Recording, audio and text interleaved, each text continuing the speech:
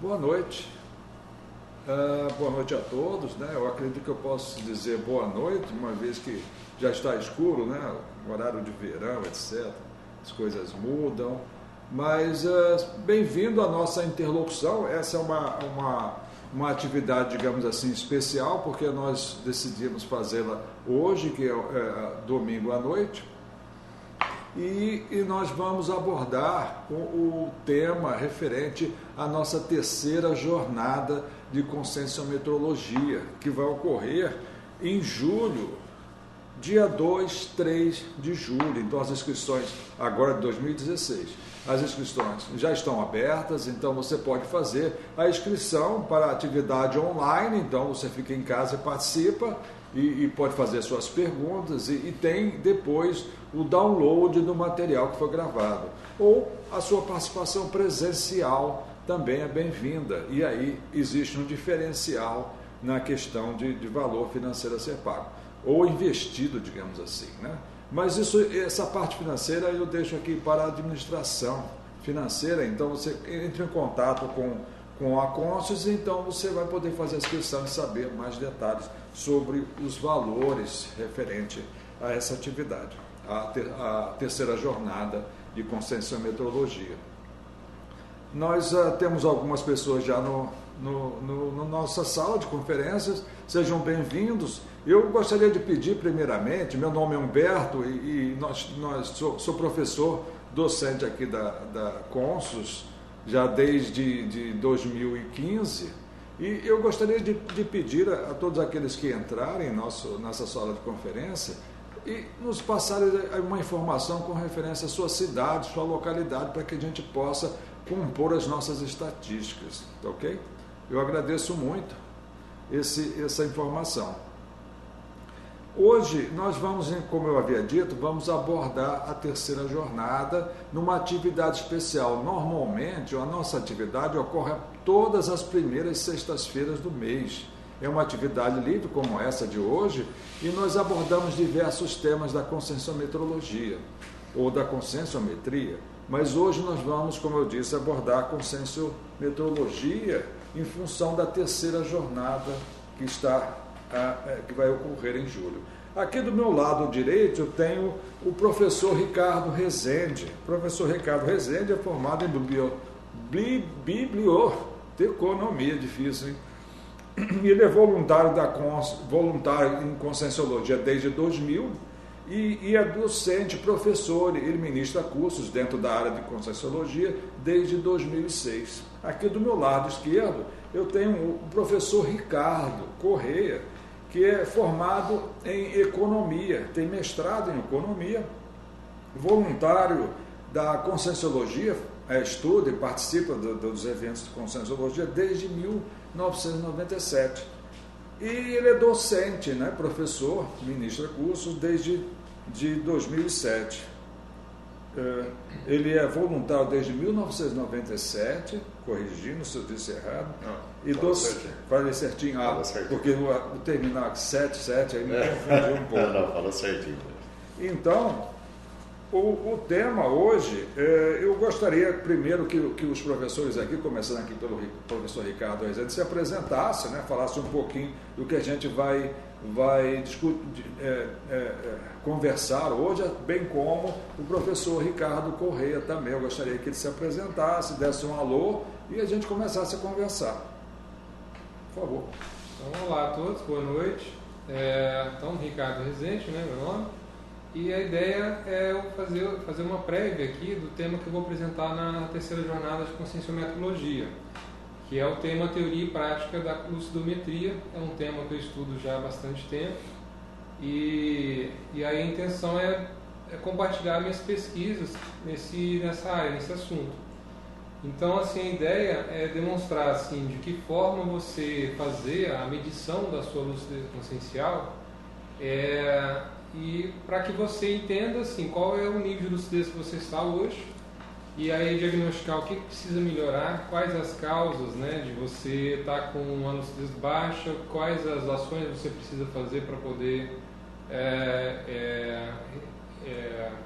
você tomar ações para que você consiga ampliar de forma contínua à sua lucidez, utilizando técnicas ou adotando condutas, posicionamentos no dia a dia. Por quê? Qual que é a ideia? Qual a necessidade de ter lucidez consciencial na vida intrafísica, né? Você está aqui buscando, a intenção é você dar o melhor da sua manifestação na vida intrafísica. Então, você tem um aspecto intraconsciencial de que você quer ter a melhor pensanidade possível, a sua manifestação em alto nível, a relação com as pessoas o melhor possível também. Mas para isso, a questão da lucidez ela tem uma questão importante, porque se você está com baixa lucidez, a sua manifestação tende a ser menor, medíocre, então você tem mais dificuldade de tomar ações com maior discernimento, de lidar melhor com as questões do dia a dia. E por outro lado, a questão da lucidez também é importante para você ter mais conhecimento sobre a sua consciência, sobre o seu papel aqui na vida intrafísica, e para isso, tendo essa lucidez, você vai agir com um melhor discernimento, você vai ter mais clareza do que você é e o que você precisa fazer aqui. Então, a partir disso, estudando, fazendo uma pesquisa da autolucidez consciencial, fazendo esse diagnóstico e fazendo essa medição e periodicamente, né, mantendo essa medição para ver se você está numa ampliação crescente, né, da lucidez, para que você consiga atingir as suas metas no aspecto intraconsciencial, como também de programação existencial. Então, em resumo, essa é a ideia do trabalho que eu quero compartilhar. Antes que você dê continuidade, eu gostaria que, aproveitando o tema lucidez, existe um elemento que diminui a nossa lucidez, que são as emoções. Então, aqui eu peço ao professor Ricardo Corrêa que fale um pouco do trabalho dele também, para que a gente possa, então, dar continuidade num bate-papo assim mais profundo.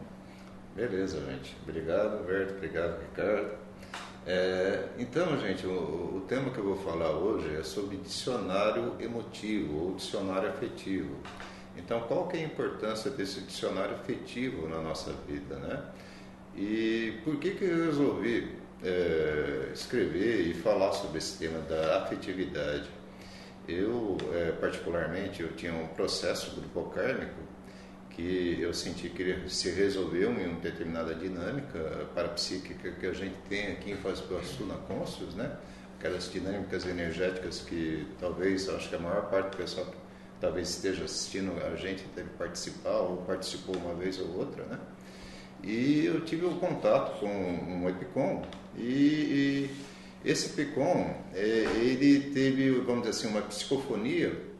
E a Consex, que fez essa psicofonia, ela me deu uma ideia. Olha, seria interessante você agora começar a estudar a questão da emotividade, das emoções positivas para você. Então, o quanto que você pode entender melhor disso e aplicar isso para você qualificar essas emoções, né? Seria então interessante, segundo a sugestão dessa Consex, fazer um dicionário de emoções positivas. Quando ele me falou isso, eu falei, poxa, é uma ideia para pensar. E aí eu resolvi encampar isso aí. Falei, não, eu vou escrever esse dicionário de emoções positivas. E comecei a fazer a pesquisa, né? E estamos aí. Estamos apresentando a primeira proposta agora na terceira jornada, né? Que é justamente para a gente começar um processo mais heterocrítico, né? De qualificação, depuração desse trabalho que eu estou desenvolvendo. Ele já está em andamento. Tem alguma, por exemplo, a questão da etimologia das entradas já está quase praticamente feita. Então vamos ver. Interessante que os dois temas são bem próximos, porque a lucidez ela necessita de uma estabilidade emocional para que a pessoa então tenha uma interação mais aprimorada, mais elevada, digamos, né, dentro da intrafisicalidade ou extrafisicalidade também. E a lucidez é uma procura, né? um elemento chave no processo evolutivo. Vocês veem aí uma correlação boa entre esses dois temas que vocês vão apresentar? Por exemplo, uma correlação que eu vejo que quando eu vi sua pesquisa sobre essa proposta de dicionário, eu vejo que para mim também, assim, por que eu trabalhar com a questão da lucidez? Claro que o fato de você não ter lucidez sobre o seu processo intraconsciencial, sobre a sua programação inicial, é um aspecto relevante, mas tem um outro aspecto que Por que estudar lucidez, no meu aspecto pessoal? Muitas vezes eu vendo uma história pessoal em outros vídeos, tendo acesso a algumas questões, lembrando, tendo a memória de algumas supostas retrogressões, eu vejo que em uma dessas vidas houve uma manifestação da síndrome Swedenborg. E a síndrome Swedenborg é o quê? É aquela erudição desperdiçada. Você, devido ao processo emocional, você acaba... onde antes você estava muito racional, muito bem, com uma abordagem mais científica, de repente você regride e você começa a mostrar uma abordagem mais religiosa, por exemplo, ou mística, e acaba a emocionalidade tomando conta, e isso, reduzindo a lucidez da pessoa, ela acaba regredindo. E aí eu vi nesse aspecto, assim, ou seja, a origem da necessidade de mim estudar a autolucidez consciencial é devido ao processo emocional. Porque se você estuda lucidez, você acaba no meio do processo, tendo que estudar suas próprias emoções, porque elas que são a principal razão das oscilações da autolucidez. Então, a partir do momento que você tem essa ampliação da lucidez, está criando um dicionário para poder entender melhor as emoções, você está se gabaritando para sair daquela condição de emocionalidade indomada para a emocionalidade mais domada, através do entendimento, da compreensão. E isso ajuda na questão da lucidez. Então eu vejo essa correlação. Dentro desse teu do trabalho que você está apresentando, com relação às emoções, eu vejo que há uma relação bem próxima entre o que as pessoas chamam de emoção e que pesquisadores chamam de sentimento. Você poderia dar uma visão melhor das diferenças, para que a gente possa entender esse outro lado, que é a melhoria da lucidez? Sim, vamos lá então. As emoções, segundo o pessoal que pesquisa, né, alguns psicólogos, biólogos também, o pessoal da neurociência, elas são mais animalizadas, vamos dizer assim. Elas são assim de um caráter mais instintivo, né? Então, elas são aquelas mais arraigadas e associadas de uma maneira muito intensa e muito direta, por exemplo, com a dor, com o prazer, né, também. A questão da alegria, a manifestação da tristeza, né, o medo. Então, isso são as emoções que a gente fala mais precisamente. Já os sentimentos, eles são mais depurados mental-somaticamente, vamos dizer assim. Então, eles têm uma qualificação maior pelo mental-soma, né? Então, quando a gente começa a falar do sentimento, a gente começa então a falar, por exemplo, de fraternismo, de amizade, ou seja, existem um emprego de atributos aí que eles são de ordem mental-somática. E eles, então, esse emprego que a gente faz desses atributos, eles domam essas emoções mais básicas, né? E aí a gente então qualifica essa manifestação de uma maneira que ela se torna mais homeostática e não se torna então tão agressiva, vamos dizer assim. Ela se torna uma emoção que é aconchegante, né? De associação, de união, de proximidade. Você consegue então manter uma ligação muito mais forte através disso. É uma coisa que eu vejo assim, também linkando com o assunto, é que eu percebo assim, quando você está deixando a lucidez num nível baixo, você não está trabalhando para ela poder ampliar a lucidez, predomina essas emoções mais primitivas, mais doentias, patológicas. Então você vive mais pelo instinto de sobrevivência, de reações, de mecanismos de defesa, de medo, insegurança, quer dizer, fica tomando conta da sua realidade esse tipo de emoções. Eu já percebi que quando eu começo a adotar hábitos, posturas que vão então me ajudando a ampliar a lucidez, essas emoções elas vão sendo gradualmente diluídas. E aí eu vou começando a acessar coisas mais avançadas, por exemplo, me incapacita para poder acoplar, por exemplo, comparadores, onde eu sinto sentimentos mais elevados, eu me dou mais abertura, eu tenho mais condições de vivenciar esse tipo de sentimentos mais elevados. Ou seja, vejo a relação que para trabalhar com as emoções, para conseguir alcançar os sentimentos mais elevados, uma das maneiras para alcançar isso, eu vejo que é através da ampliação da lucidez. Porque a ampliação eu já percebi, por exemplo, uma coisa que me chamou a atenção... Seria uma ferramenta, né? Seria uma ferramenta. Eu concordo plenamente. Porque, por exemplo, chegou num momento do meu trabalho que eu comecei alguns períodos da minha vida, eu não senti mais medo. As inseguranças, receios começou a diluir bastante. Aí veio uma coragem, uma força de querer fazer. Eu estava apto a fazer qualquer coisa que não teria qualquer preocupação de fazer. Eu não ficaria mais com medo das coisas. Ou seja, aquele momento que eu ficava ampliação de lucidez e essas emoções patológicas ficaram mais diluídas, me deu liberdade de colocar em prática aspectos da minha consciência mais avançados, e eu comecei mais a me atuar nesse nível.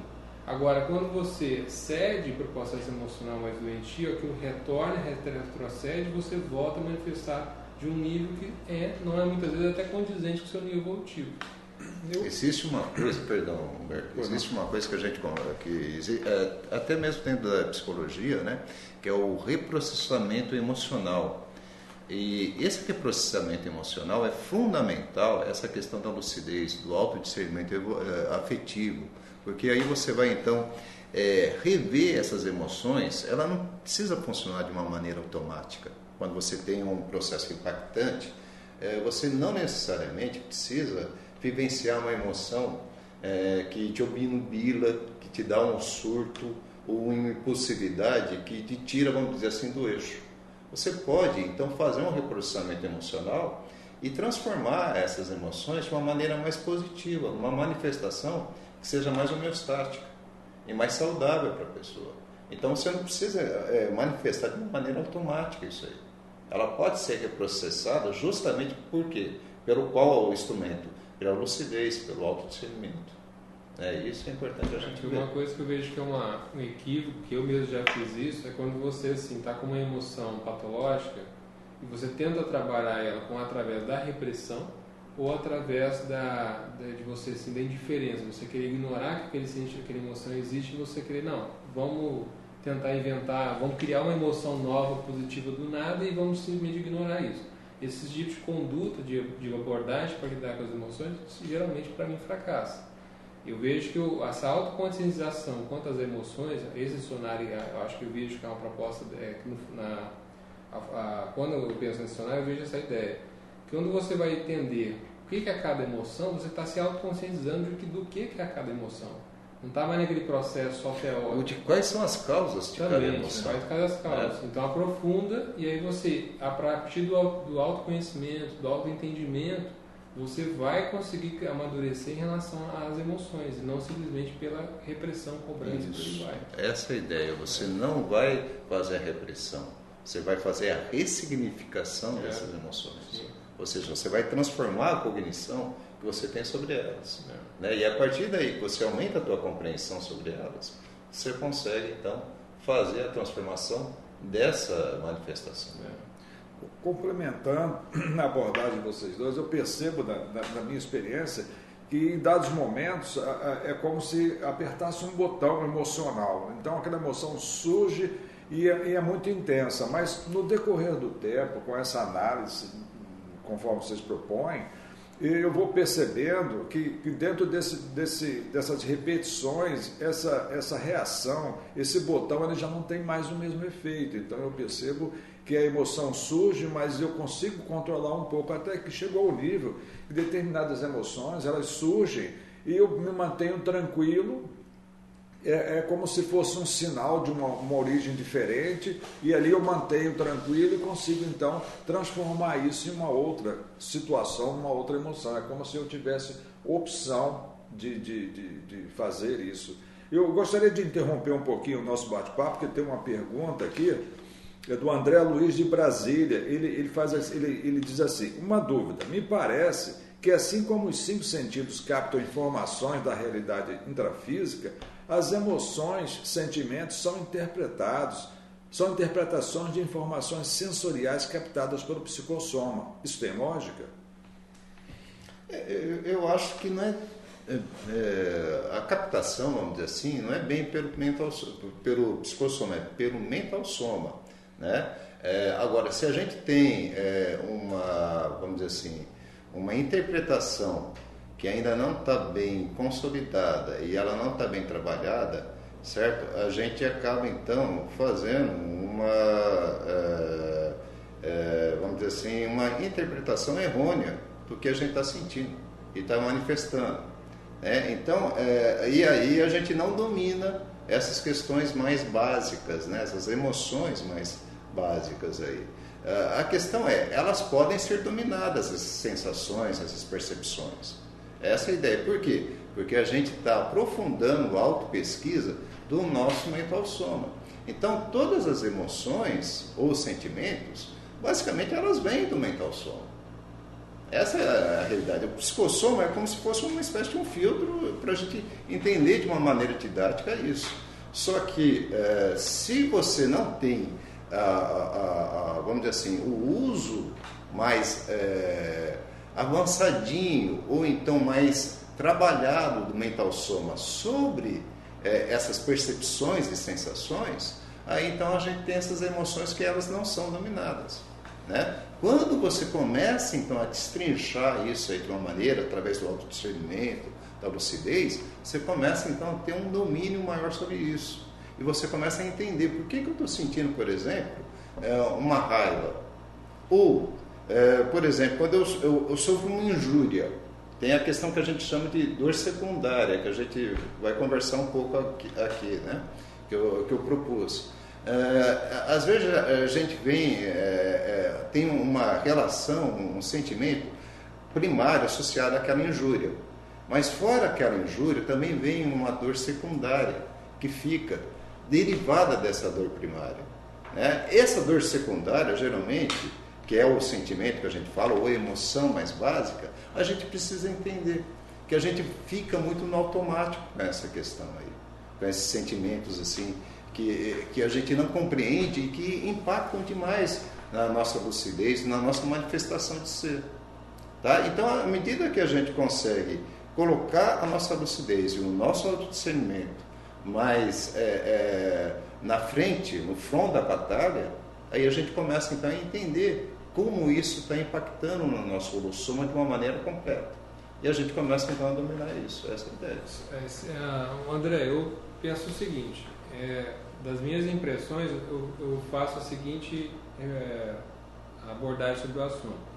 Eu penso assim, no dia a dia, embora pareça que nós não estamos, a consciência, né, nós como consciência, não estamos lúcidos o tempo todo, mas por outro lado a consciência está, eu vejo que nossa consciência parece que o tempo todo ela está atenta e está gravando tudo que está acontecendo, tanto que quando a gente vai acessar a nossa memória, todas as informações ficam registradas. Então, ou seja, mesmo que nós não estejamos num nível de lucidez alto, a consciência ainda está ali. O tempo todo eu não vejo que a consciência tem alguma hora que ela se desliga, ela sempre está presente. Então, não fato dela estar presente, seja através dos sentidos físicos, ou seja, quando as pessoas te tocam, ou quando você tem algum olfato, ouve algum barulho, ou quando você está utilizando outros veículos da consciência, como o psicossoma, o mental soma, o holochakras e todos esses veículos, você, assim, de alguma forma, tendo contato com o meio externo, aquelas impressões colhidas do meio externo vai te acionar memórias, seja dessa vida intrafísica, como de vidas anteriores, ou até de períodos do extrafísico, e acionando essas memórias, você vai, então, o cérebro vai tentar interpretar, como você não está lúcido para captar as informações que a memória está te dizendo, o cérebro vai interpretar, vai tentar interpretar aquelas informações que ele está coletando. Muitas vezes as informações elas são distorcidas, elas não estão claras, elas são obscuras. Então eu vejo essa questão de que nós estamos o tempo todo atentos, independente do nosso nível de lucidez, a consciência registra tudo que está ao nosso redor.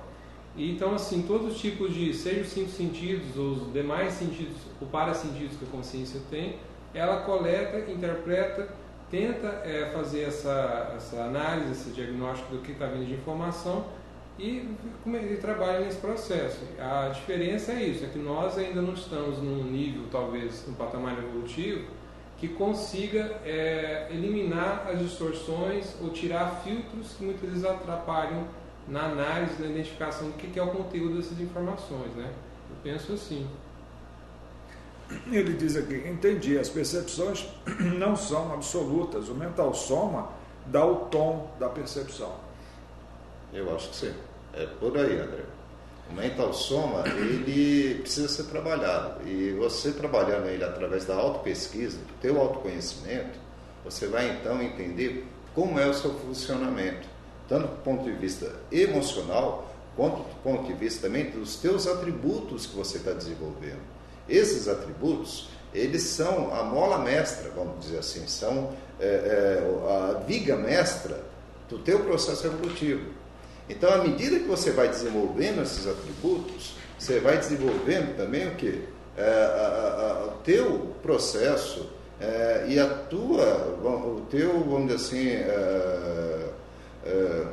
o teu desenvolvimento ao longo da tua escala evolutiva que a gente tem aqui, né? Essa escala aqui. E essa escala, ela está muito associada também com a questão da manifestação desses sentimentos mais positivos, né? Então, um projetor lúcido, por exemplo, ele tem uma serenidade, quando você está projetado lúcido, que a emoção ela não te obnubila. Por quê? Porque essa questão do mental soma, ele está vigorando, ele está dominando todo o processo que você está vivenciando. Só que a tua emoção, ela não está sendo repressora, ela não está sendo represada, ou seja, ela está sendo transformada em um sentimento, certo? Que quando você vivencia, por exemplo, uma volitação, você sente um bem-estar, mas é um bem-estar que é positivo para você e é homeostático, porque é de fora, é de dentro de você para fora, ou seja, ela potencializa a tua ligação com as sensações com o mundo ou com as outras pessoas.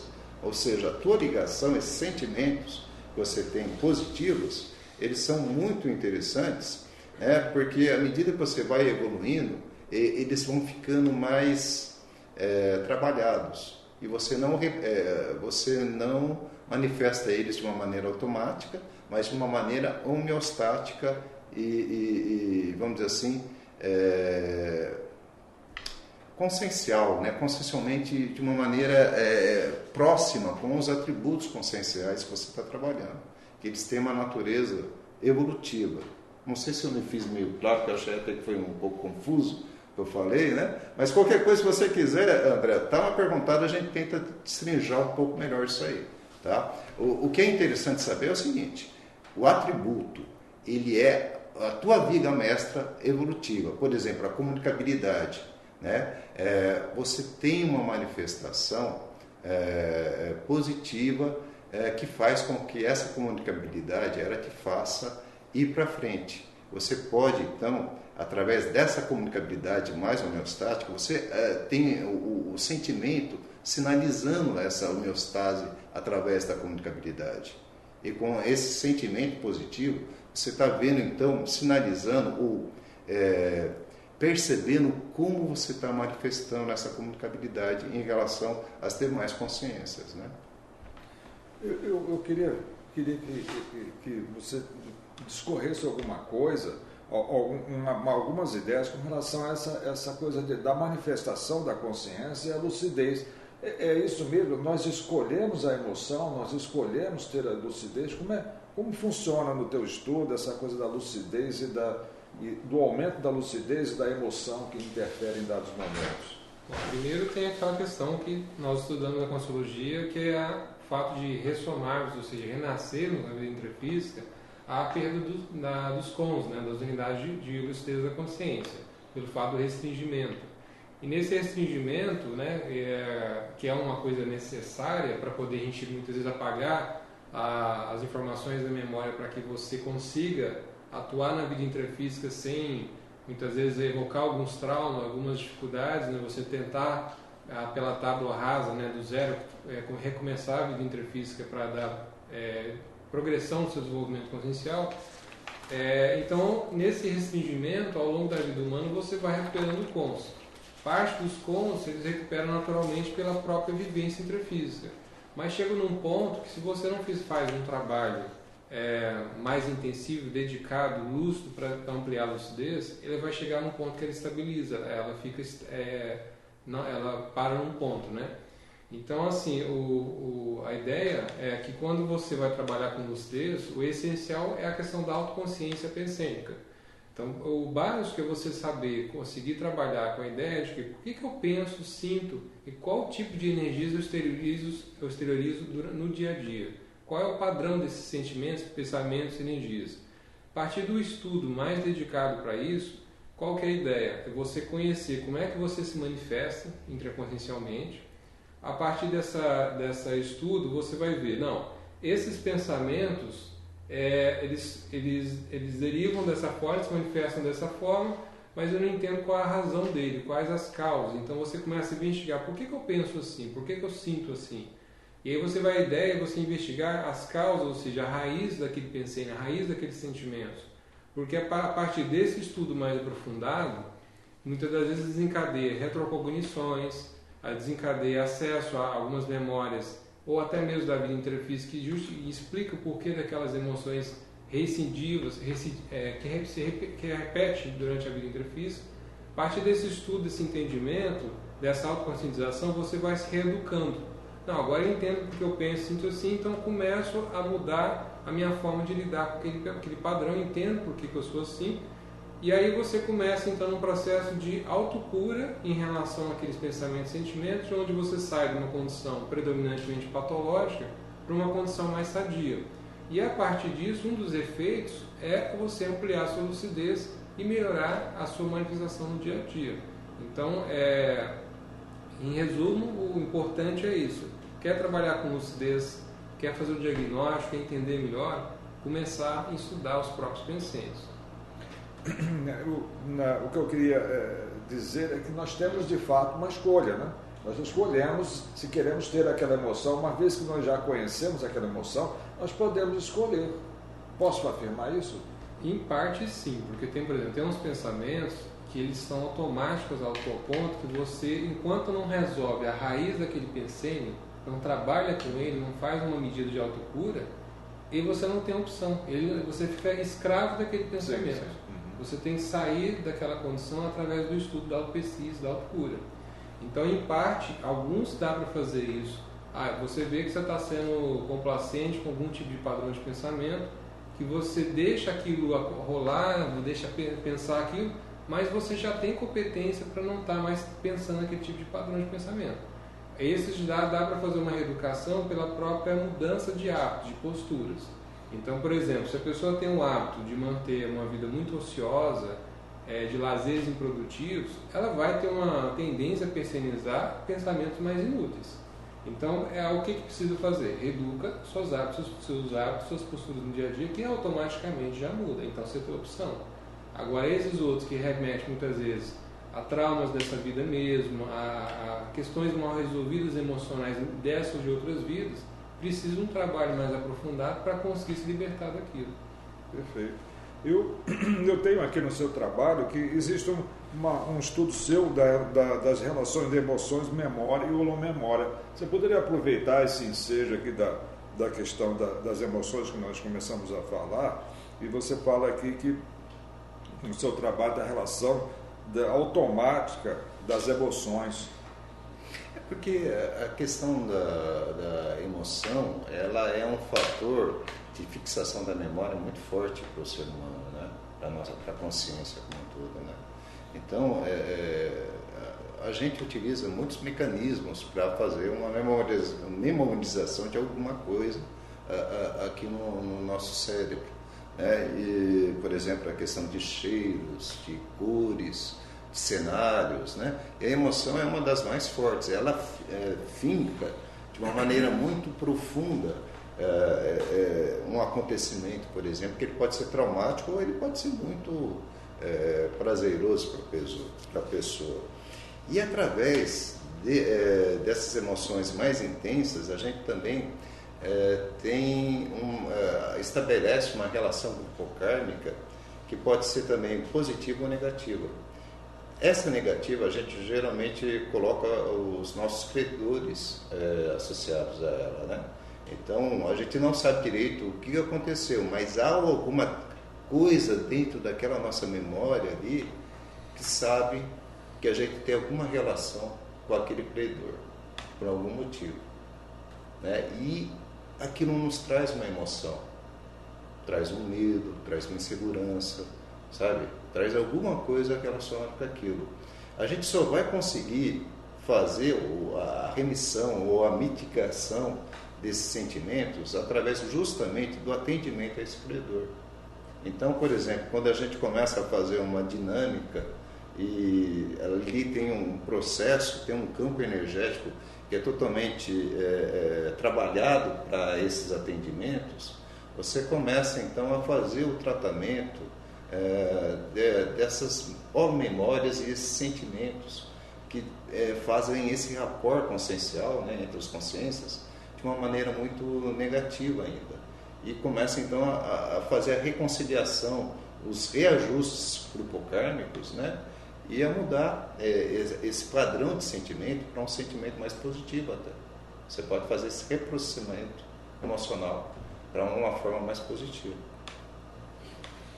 Temos uma pergunta aqui do Carlos Ronaldo, ele diz assim: quais as técnicas que se pode utilizar para realizar a metria da lucidez? Então tem duas,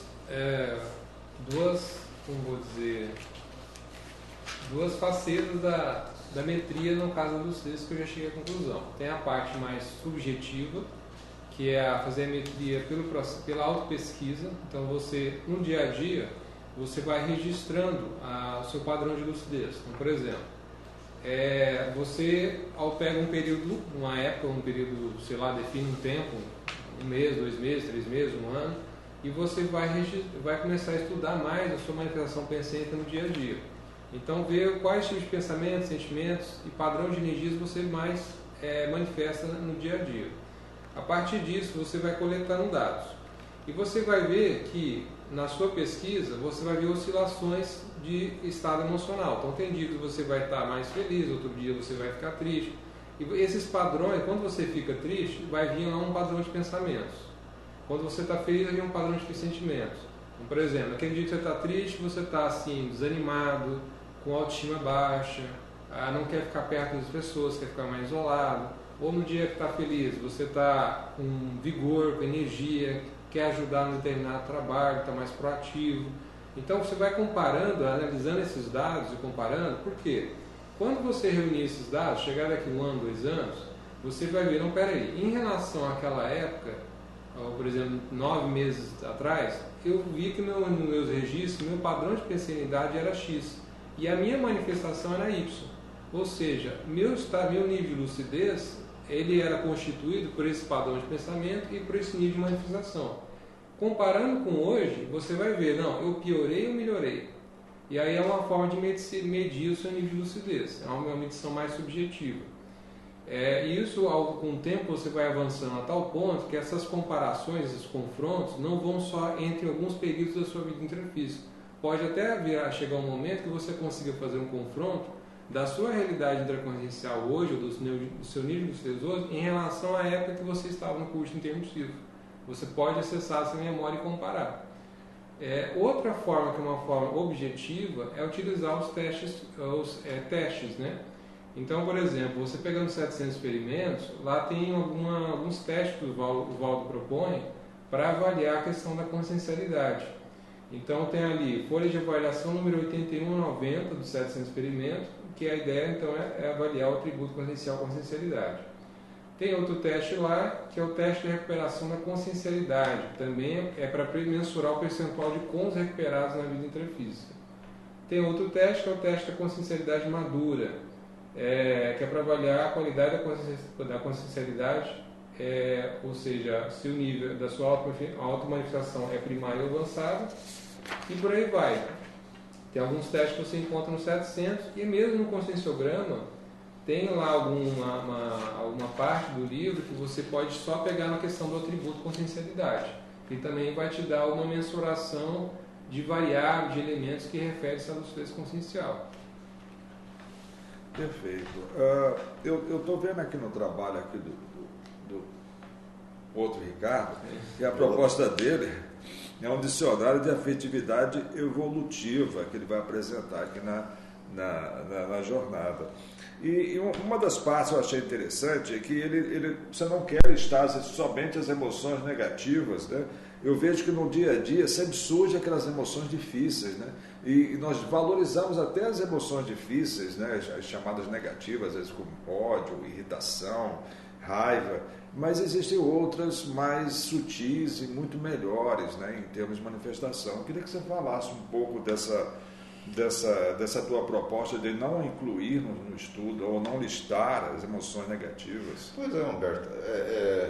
É que a sugestão que eu recebi era de fazer uma listagem de emoções positivas, né?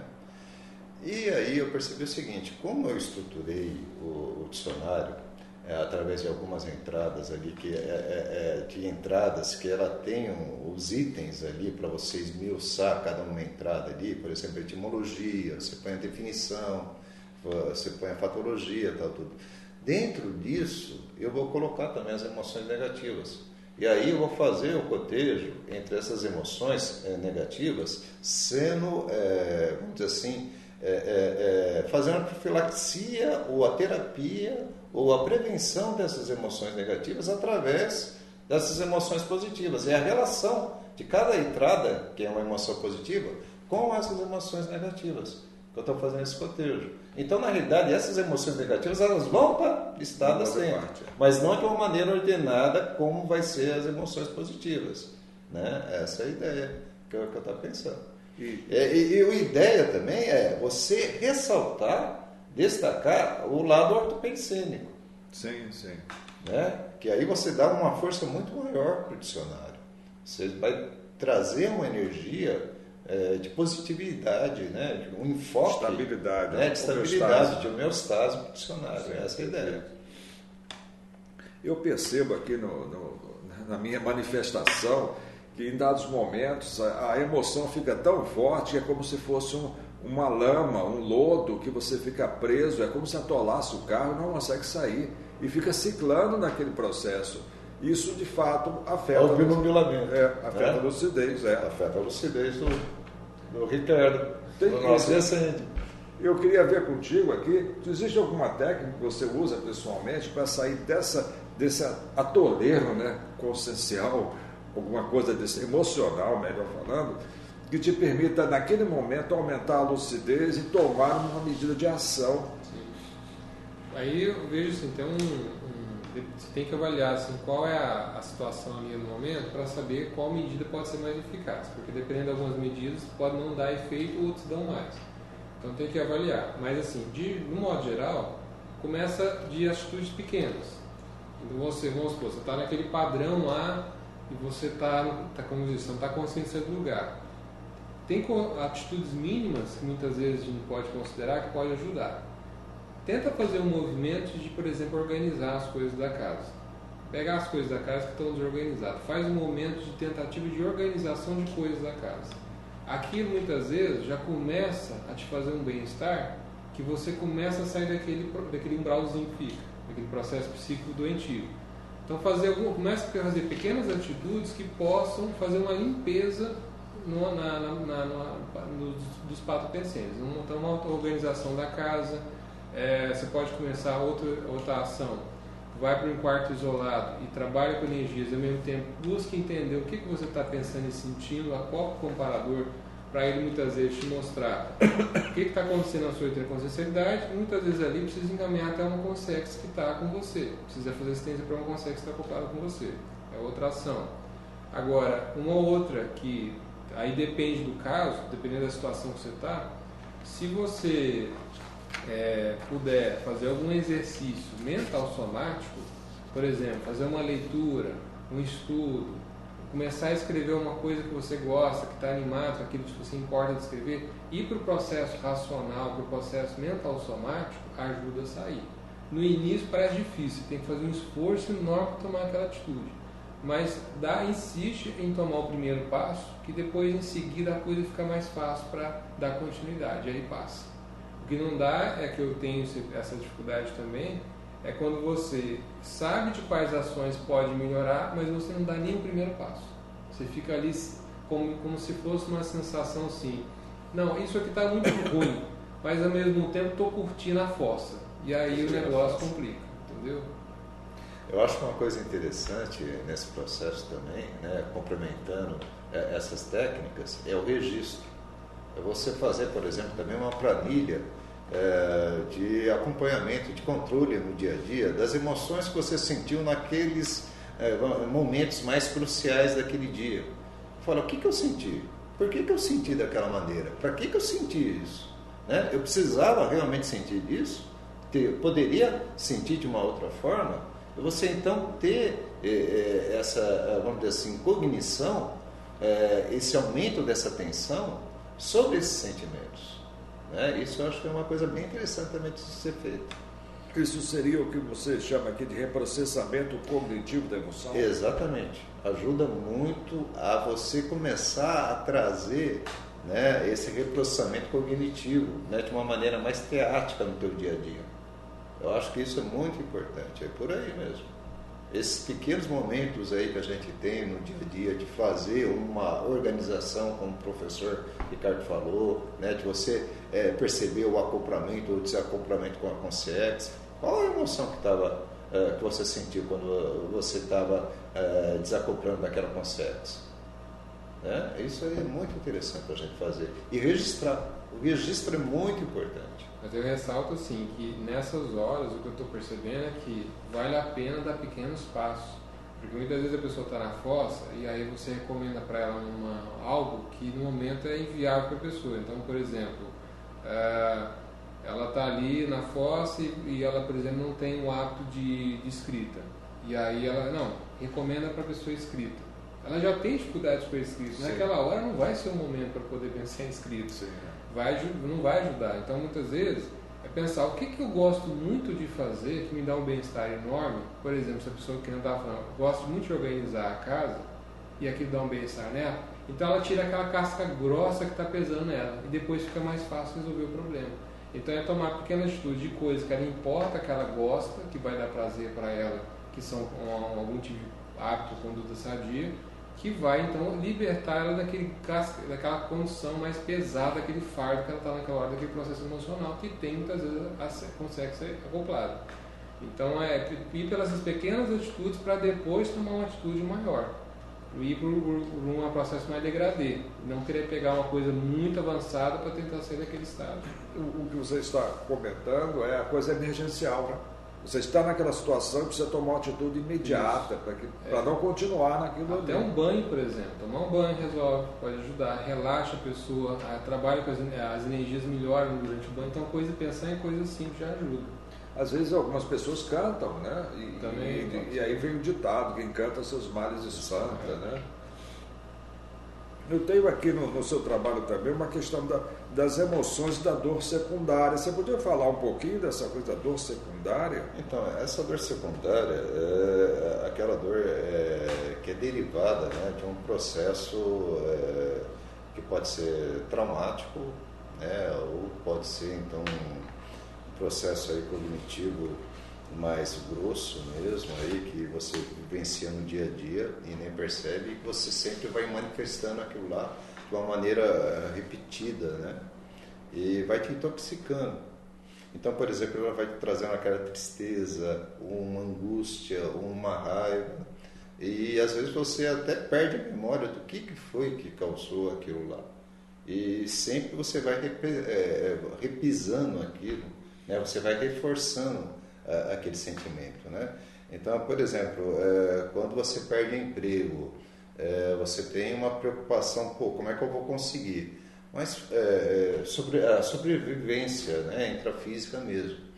Mas fora isso, você começa a ter um sentimento ali de desvalorização, de perda da autoestima. Isso são as dores secundárias, né? Elas estão muito envolvidas, então, com a questão do sentimento que você vai manifestando. Certo? Então aí entra esse processo do reprocessamento, certo? Da questão do registro que a gente fala, de você tomar cuidado, de você então buscar tomar um cuidado em querer aumentar o teu autodiscernimento afetivo, para justamente você ter uma qualificação maior nesse reprocessamento afetivo, né? Então a dor secundária, ela é muito importante de ser estudada na autopesquisa, porque ela traz vários travões à nossa autoevolução. Né? Me parece que ela é um sabotador, né? Porque ela fica nos bastidores e fica ali te dizendo, olha, você não é bom o suficiente, ou não gostam de você o suficiente, alguma coisa dessa natureza. Né? Por aí. Ela, então, ela traz toda a desvalorização da tua manifestação atributológica. Você não manifesta os teus atributos de uma maneira mais plena. E aí, então, o teu processo evolutivo ele fica comprometido. Né? É muito importante essa questão da dor secundária. Falando em processo evolutivo, o seu estudo com relação à lucidez a longo prazo, como ele faz? Traz consequências positivas para a consciência? Você poderia... Algumas que eu já falei é a questão de você aumentar o nível de autoconhecimento, né? Você saber quem realmente você é, né? Que é uma personalidade completa, uma consciência complexa, né? Que vem de um histórico milenar, né? E então, assim, você ter ampliar seu nível de autoconhecimento. Num segundo momento, é aquilo que também tinha falado, de você ficar lúcido do seu papel na vida intrafísica, que tem a ver com sua programação essencial. Mas indo mais adiante, eu vejo que para mim o que mais me chamou a atenção é trabalhar com a lucidez pensando. Se você trabalha um pouquinho em ampliar a lucidez e você vê o quanto melhora a sua manifestação potencial, onde você elimina medos, inseguranças, receios e toma uma manifestação muito mais vigorosa, mais forte, mais proativa, você vê a mínima mudança que dá, você já se assusta do potencial de manifestação que você tem, que é muito positivo. Então pensar a longo prazo, no sentido de, além dessa vida, se você fizer um trabalho de ampliar ao máximo possível dentro do seu nível evolutivo, do seu nível de lucidez, até o que você pode chegar. É impressionante a possibilidade de manifestação que você pode alcançar, seja na vida intrafísica como também na vida extrafísica. Então, é nesse sentido que eu faço esse alerta de pensar nos benefícios que a gente pode ter, porque eu vejo que qual é a raiz da nossa manifestação? É a autolucidez. Se você consegue resolver essa fissura da autolucidez, aquilo que muito tempo você está reclamando de si mesmo, que sua manifestação não está aquém do que você gostaria que fosse, você vai em cima do lance na raiz. Então, e quando se fala de lucidez, não pensar, é uma coisa subjetiva. Se você pesquisar os próprios pensênios por um certo período e ver as oscilações emocionais e as consequências das oscilações da lucidez, você vai ver de forma prática os efeitos da baixa e da alta lucidez.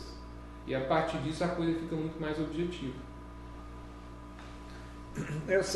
Esse aumento de lucidez nos levaria à manifestação que nós temos quando no extrafísico, digamos assim, no período intermissivo, por exemplo, chegaríamos a esse nível no qual nós teríamos a manifestação de uma consciência e não de um ser humano, que é, digamos assim, um nível geral da população, em que você está muito preocupado com o dinheiro e preso a certos detalhes que baixam, né, a lucidez da pessoa. Esse estudo, esse trabalho nos levaria a esse nível de percepção, de funcionamento muito mais otimizado, não é isso? Sim.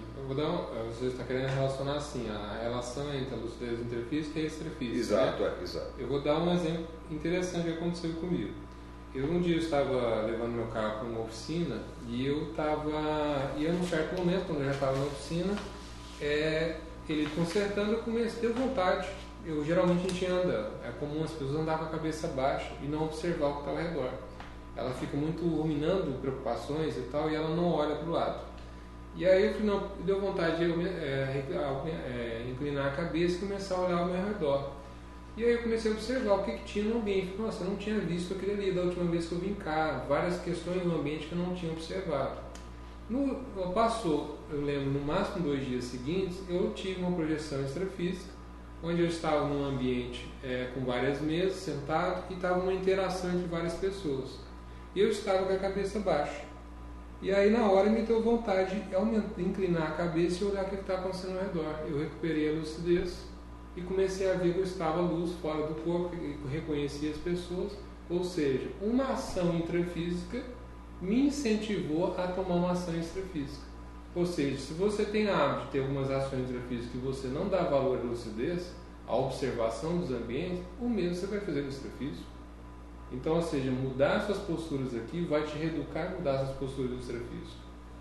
Me parece que nós entramos assim num círculo, né? Num ciclo de observar muito as tarefas que temos, muito próximas, imediatas, e esquecendo das coisas que estão em torno, né? E isso nos remete à questão emocional, né? Geralmente a tarefa ela tem um caráter emocional, é imediata, e de alguma forma nós ficamos presos, né? É bem isso também. Quando você começa a trabalhar a emoção e tirar esse automatismo, deixar a emoção ela vir, se manifestar de uma maneira assim, sem controle, sem domínio, sem domar essa emoção, você também entra nessa questão aí de fazer as coisas sendo pensadas, né? Sendo pensado por alguém. E a partir do momento que você toma o pulso dessa questão emocional, você vai ter, como o professor falou também, a repercussão na parte multidimensional também. Ou seja, o domínio emocional numa projeção ele vai ser muito maior. Certo? Você vai conseguir, então, por exemplo, ter uma volitação e não ficar todo eufórico e aí acabar com a tua volitação. Né? Que às vezes acontece. Tem pessoas que acabam, nossa, estou volitando. Aí vem aquela emoção tão intensa, acaba retornando para o corpo. Nesse caso, no seu exemplo, nós trazemos um tema interessante só para caráter dimensional, que é a questão da parapsicose extrafísica. Né? A parapsicose é um Sim. nível baixo de lucidez, né? E uma emoção muito alta. Ou seja, há um emocionalismo, né, vamos dizer assim, elevado, exacerbado, e uma lucidez muito baixa. Mas eu queria que falasse mais um pouquinho do seu trabalho, porque nós estamos aqui procurando ver o foco do interesse. Tivemos poucas perguntas, então, por favor, falasse um pouquinho mais do trabalho, aí possivelmente surjam algumas questões aqui dos nossos amigos aqui do outro lado da telinha. Então aqui, até para dar um aprofundamento maior do trabalho que vou apresentar na jornada, uma ideia que eu tive para esse artigo era primeiro fazer um levantamento de tudo que foi publicado sobre lucidez consciencial na Consciologia.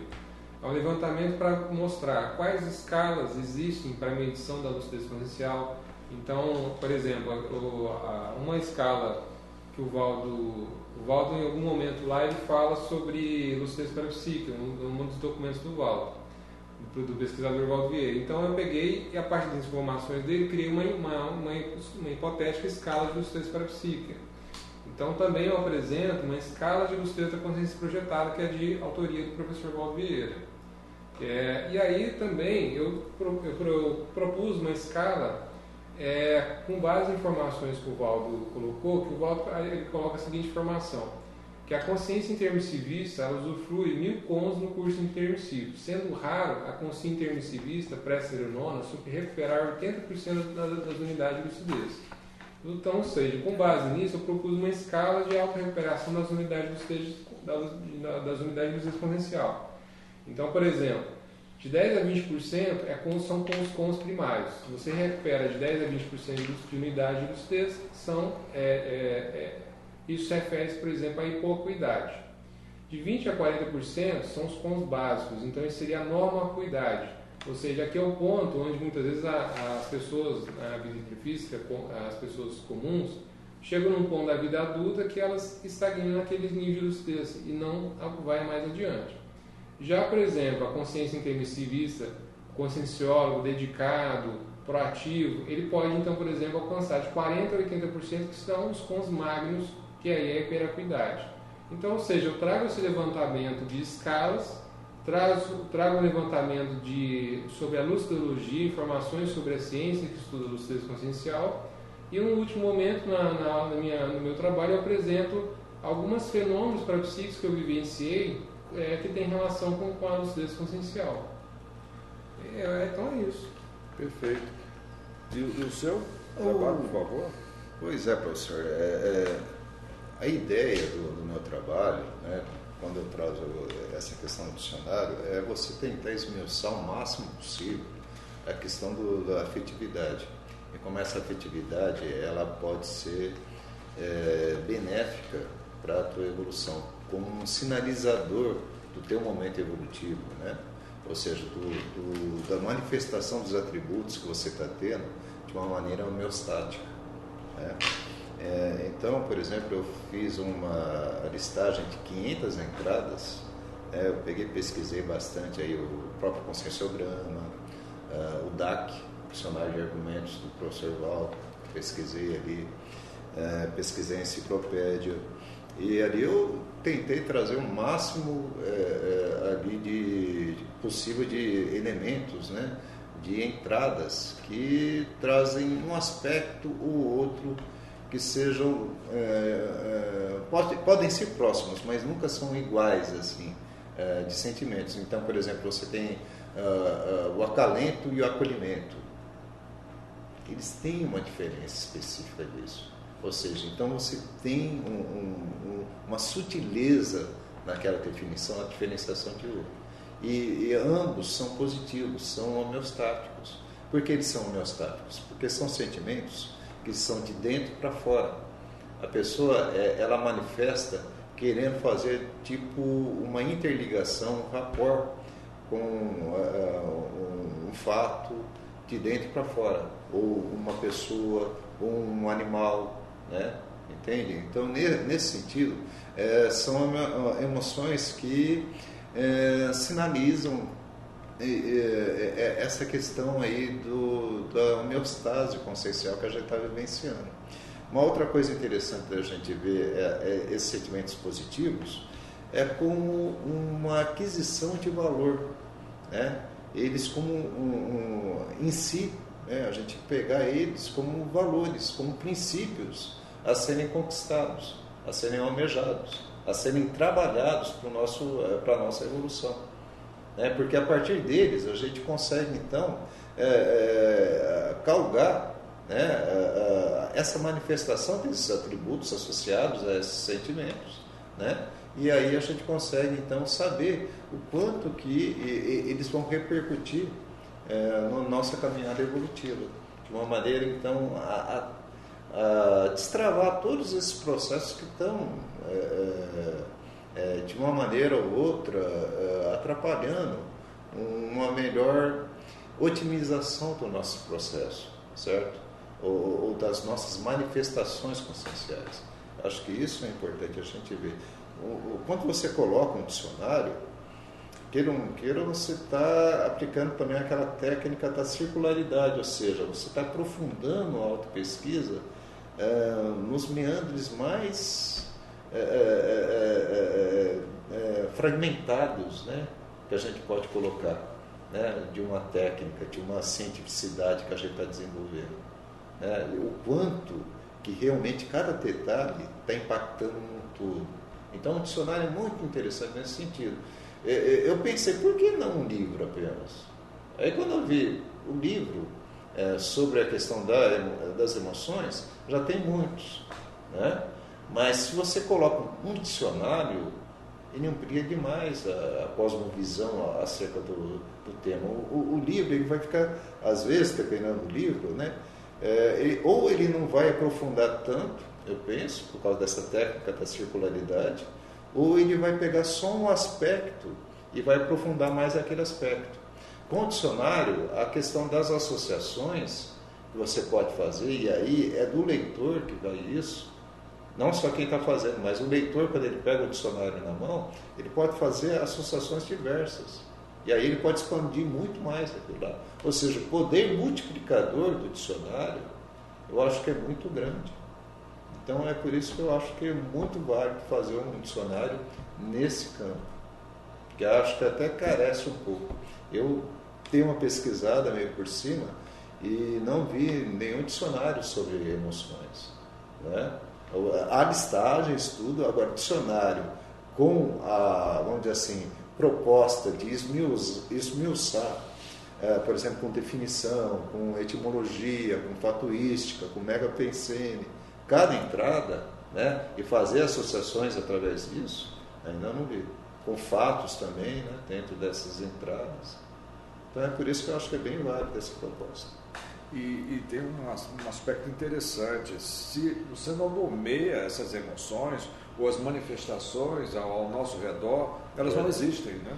Então você precisa nomeá-las, então estudá-las e ver de que forma elas passaram no filtro de suas percepções. E aí... O pior não é só não existir, o pior é você dar nome para aquilo que não é aquilo. Por exemplo, você sente uma emoção e você, por exemplo, no caso de sentimentos evolutivos, você sente um e você dá aquele nome, mas é muitas vezes aquele nome ainda não é aquilo que você está sentindo. Ainda não é aquilo. Isso também que é o desafio. É um desafio. Eu posso dizer que é um grande desafio para mim, porque eu sou da área tecnológica, então nós estudamos muito componentes, frequências, mas a coisa emocional... Né, mas aí é que eu entro. Sabe por quê? Eu vou te dar a minha casuística pessoal. Eu sou economista. Sim. Eu também sou dos números, né? E a minha parastória, eu sei que ela é uma parastória de empiricismo que eu tenho. Ou seja, no campo emocional, eu tenho muita pouca vivência de campo emocional. Né? Porque o bélico, ele não pode ter emoção. Mas você vê um bélico com emoção, ele não vai conseguir adquirir. Entende? Ele tem que ter um certo bloqueio emocional naquela história. Agora, eu não preciso mais do medicismo. Sim. Pode ter sido útil, talvez, não sei. É sempre uma escola. Lá no passadão, há 4.000 anos atrás, alguma coisa nesse sentido. Mas hoje, eu não preciso mais dele. Aquele resquício do medicismo, eu preciso trabalhar. E aí, não tem como, uma hora ou outra, a gente vai precisar entrar nessa questão do sentimento. Sim. Para a gente entender melhor isso. Né? E aí, esse estudo dicionário eu acho que vai me ajudar nesse sentido. Ele é uma baita de uma terapia para mim. A questão da emoção, ela complementa o processo da lucidez. Né? Então, se nós não sabemos como as emoções fluem e diminuem a nossa lucidez, não temos ainda as ferramentas internas, né? Não é bem isso? Sim. Tem uma questão interessante, Humberto, que é o que o professor Waldo traz logo na introdução do conscienciograma. Ele fala o seguinte, amamos o que desejamos sem ter, e após obtido, muitas vezes, com grandes doses de sacrifício e dispêndio de energia, não mais doamos o afeto necessário para mantê-lo. Ou seja, é um paradoxo, né? Tal fato demonstra nosso nível de negligência emocional quanto à própria inteligência das emoções, né? Como um recurso para o nosso próprio desenvolvimento. Então, para a gente que foi bélico ou que foi amoral, aí eu me coloco, né? Não sei vocês, mas que tem um resquício desse passado, esse desenvolvimento aí é muito importante. Que aí destrava esse lado nosso que a gente bloqueou por algum motivo, né? Por esses motivos aí. Mas assim, vou fazer uma pergunta para você, Ricardo. Dentro desse trabalho, qual que é o maior desafio para você? O maior desafio foram as 500 entradas. E que eu até estou sugerindo para o pessoal revisar junto comigo, né, os leitores aí, e mandarem críticas. Olha, eu não concordo com essa entrada, ou eu concordo, ou tem mais essa entrada aí, tem mais outra. Então, quem quiser me dar mais subsídios dessas entradas aí, na formulação dessa listagem, eu acho muito válido, muito enriquecedor. Vai ajudar bastante. Eu poderia afirmar que, me parece que a sua área de desenvolvimento, até em vidas passadas, foi muito dentro da pesquisa. Que o ambiente de pesquisa, de estudo, de biblioteca, ele aumenta a lucidez da pessoa, estabiliza as emoções a um certo nível? No meu caso, sim. É porque, com base em indícios de pesquisas que eu tenho retrovidos, parece que no meu histórico eu sempre fui um cara da adrenalina. Então, eu gostava muito de estar envolvido em coisas que eu tinha que o tempo todo estar em atividade, porque eu gostava desse lado da adrenalina. E parece assim, nessa vida, não só a profissão, mas outras coisas também na minha vida pessoal, me fizeram um cerqueamento. Parece que assim, seguir uma vida mais retilínea, mais quieta, mais centrada. E isso, o fato de trabalhar em biotecnologia é um trabalho assim, que ele tende a ser menos movimentado que outras profissões. Você não tem aquela adrenalina de outras profissões, você tem uma rotina de trabalho diário mais pacata, que você tem que usar muito mais concentração, paciência. Então, ou seja, ao mesmo tempo que parece que foi um cerqueamento para me ajudar na autocentragem, ao mesmo tempo ajuda a trabalhar no processo emocional. Porque não é à toa que eu estou trabalhando com uma pesquisa sobre o sistema comercial, que é uma pesquisa que já está... Eu comecei a trabalhar com ela quando eu tinha 18, 19 anos. Então, porque já desde lá eu reconheci que eu tinha muito valor desse assunto, porque é algo para mim que era maior, algo que tinha que dar muita importância. Por quê? Porque tudo indica que isso, como muitas pessoas consciência, é uma das raízes das oscilações, das quedas, dos erros. Então, assim, e chegar a resolver aquele ponto vai me ajudar a alcançar a especificidade, vai me ajudar a sair de algumas condutas do passado que também tem a ver com belicismo, com o processo da emoção doentia, e por aí vai. Então, é tudo mais ou menos, parece calçado para poder me ajudar nesse caminho, sabe? Então, a escolha de uma linha de trabalho que reforça um aspecto positivo, ela vai aumentar, então, ajuda. A lucidez. Mesmo que você muitas vezes, por exemplo, não foi uma coisa opcional, é planejado. Por exemplo, nessa vida eu pensei, não vou fazer isso porque eu preciso disso. Não foi. Tudo segundo um fluxo, né? Então muita gente acaba que a gente tem algumas escolhas na vida, claro, mas parece que também tem um fluxo, umas sincronicidades que te guiam para aquele caminho, porque é um processo reeducativo ali envolvido. Então, tem hora que você, mesmo que não queira, aquilo vai ajudar. Mesmo que incomode, mas precise. Sim, sim. Do ponto de vista pessoal meu, por exemplo, eu sou uma pessoa que vocês sabem, né? Eu tenho problema renal.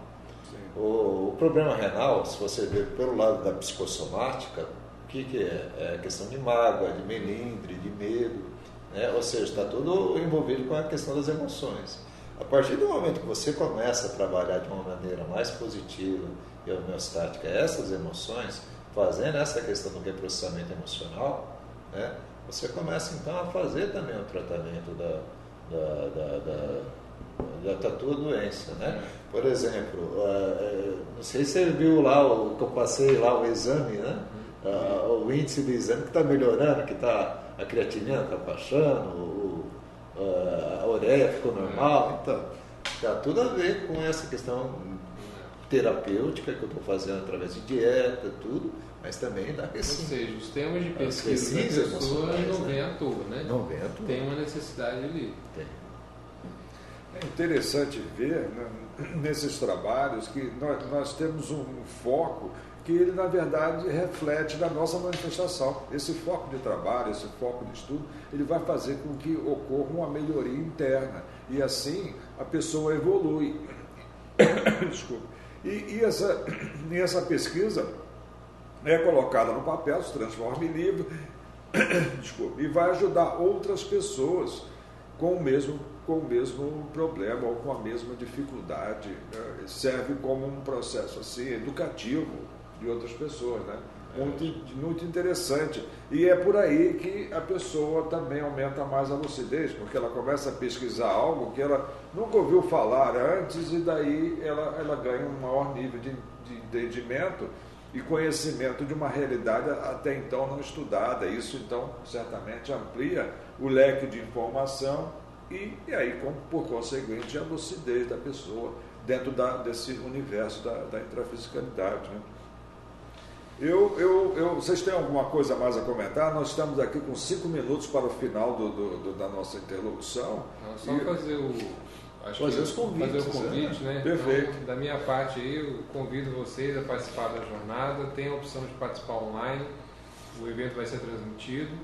Então fica aí o convite, não só as nossas pesquisas, nossas conferências, mas tem outros conferencistas aí com temas muito importantes, interessantes. Então vale a pena, o custo do evento está muito bom, o preço do evento, então vale a pena, vamos participar, vale a pena. Eu da minha parte, pessoal, eu conto com a presença de todo mundo aí, quem puder vir presencialmente, que presencialmente a vantagem é que vocês vão participar do curso de campo, né? Com o Luiz Gonçalves, vai ser muito rico, vai ser muito legal. Agora, se não puder, vem, então faz a inscrição online, eu acho que vai ser muito legal. Vai ser bacana mesmo, tem muita coisa boa aí para ser. Tem um artigo da Alzira que está sobre o professor Valdo, uma entrevista que ela fez a coletânea das entrevistas, tem o artigo do João Bonassi, está muito 10. Eu acho que vale a pena participar, gente. Lembrando que a terceira jornada internacional de Conceição e Meteorologia vai ocorrer no dia 2 e 3 de julho de 2016. Então, estamos próximos do evento. Lembrando também que os participantes presenciais eles vão participar desse curso, dessa energização, dessa dinâmica de coenergia, né? Quer dizer, uma parte de campo. E aqueles que estiverem online vão participar do evento, obviamente, exceto da parte energética. Não dá, no momento ainda não temos ainda uma... Para a tecnologia para isso. Nós conseguimos fazer um trabalho semelhante, acho que com uma boa paratecnologia, com o conscienciograma sem drama. Se vocês ainda não fizeram esse curso, ele é interessante, porque nós estudamos e respondemos as questões do conscienciograma. O próximo curso, que é a turma número 8, vai começar no dia 19 de junho, agora, no próximo domingo. E vai ser dentro de uma estrutura em que vocês ficam em casa e respondem as questões, e nós ficamos aqui orientando as pessoas no sentido de passar de ajudá-los a responder. Nós respondemos algumas questões e damos instruções com relação ao preenchimento, mas a pessoa responde as questões segundo o que ocorre com ela, com os fatos da própria vida, e preenche o gráfico 360, que esse é um gráfico que ele é como se fosse uma fotografia do seu nível evolutivo. Então ele te dá exatamente o seu momento presente da sua evolução e as dificuldades e os pontos fortes que te ajudam a superar as dificuldades. Só fazer um complemento aqui, tanto informações da terceira jornada como também o Conscienciograma Sem Drama, vocês podem ter mais informação no site da Conscius, vão lá no menu Agenda Conscius, aí vocês procurem o curso, clicando no curso tem um cartaz com as informações de cada curso, tá? Eu queria agradecer a todos e lembrá-los que, por favor, professor, nos informe da próxima interlocução. Sim. Então, aí, também sobre a temática, sobre o tema Conferências da Terceira Jornada Internacional de Conscienciação e Meteorologia, vai ter outra interlocução, que vai ser no dia 17 de junho, então será na próxima sexta-feira, das 19 às 20h30, com o professor João Aurélio Bonassi, que vai falar sobre o tema do estado intraconsciencial ao estado mundial. Então é isso. Eu agradeço a participação de todos e espero tê-los participando, né, conosco lá na terceira jornada de Conscienciação e Meteorologia. Uma boa noite e até a nossa próxima interlocução. Obrigado a todos. Boa noite. Um abraço.